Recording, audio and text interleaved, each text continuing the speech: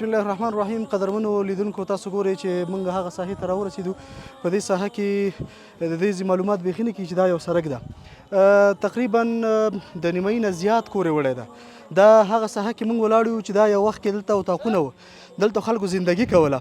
نو د سیل او د سیلاب له امله دغه ساحې ټول ځان سره وړي دي چې بدبختانه د دې ځینې یو څه زنانه او څه ماشومان هم وړي دي.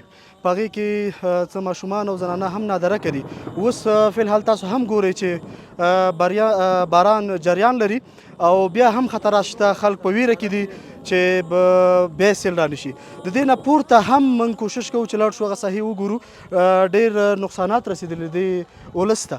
نو په تاسو باندې غږ کوو چې د دې ولس لاسنیوی وکړئ او د ملت ځورېدلي ملت سره تاسو همکاري او کومکونه وکړئ. تنه په نغدي مرستو او په مواد خوراکي باندې د دوی هغه مشکلات نه حلیږي. تاسو د دې کورونه وګورئ، په داسې وضعیت کې دي چې بیا هم ترس او ویره لري چې د سیل او د سیلاو راتګ ده. د دې ټول ولس په ډېر اندېښنه کې دي.